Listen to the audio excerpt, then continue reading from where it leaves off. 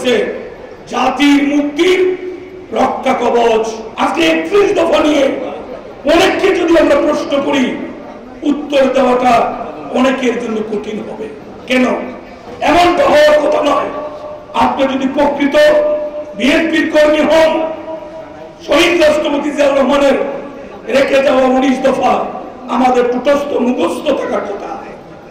আমাদের প্রিয় নেতা তারেক রহমান সাহেব জাতির সামনে যে 31 দফা দিয়েছেন, সেই 31 দফা আমাদেরকে জানতে হবে, বুঝতে হবে, মানুষকে বুঝাতে হবে।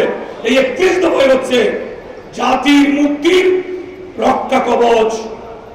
তারেক রহমান সাহেব অত্যন্ত দূরদৃষ্টি সম্পন্ন। এটা আজ থেকে 2 বছর আগেই তো উনি জাতির সামনে সেটা দিয়েছেন।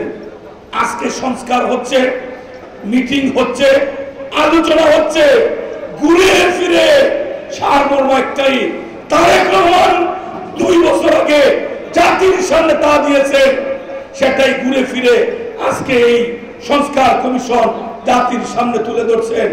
আমরা গর্ব করি, আমাদের নেতা তারেক রহমান যা ভেবেছেন জাতি তাই মানছে।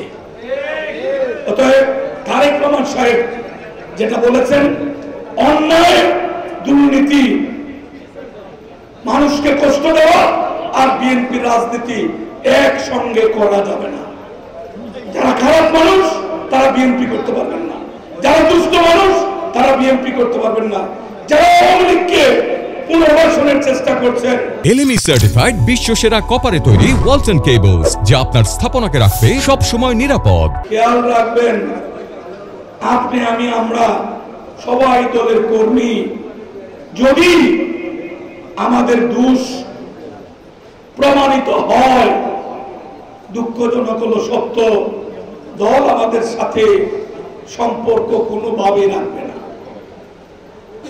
সম্মেলন সবকিছুর মূলে নাসির রহমান সাহেব আপনাদের সামনে বলেছেন, ত্রয়োদশ জাতীয় সংসদ নির্বাচন হাতছানি দিচ্ছে জাতির সামনে। আগামী নভেম্বর মাসে 2026 পবিত্র মাহে রমজানের আগে ইনশাআল্লাহ বাংলাদেশের জাতীয় সংসদ নির্বাচন হবে। যারা এই নির্বাচনকে বানচালের চেষ্টা করছেন, অনুরোধ করব, আয়নায় নিজের চেহারা দেখুন।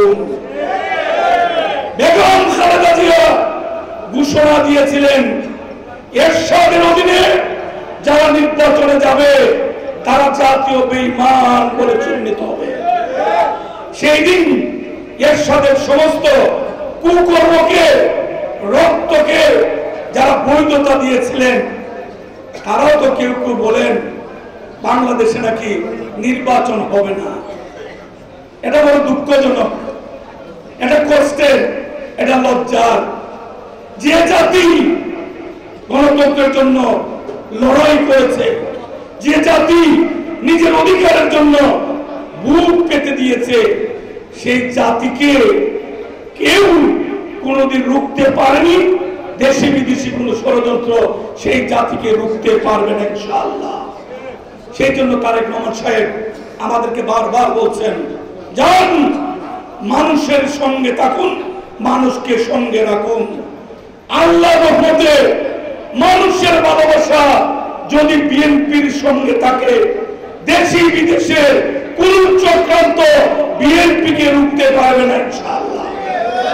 বিএনপি সারা বাংলাদেশের মানুষের হৃদয়ে মনে কোটায়।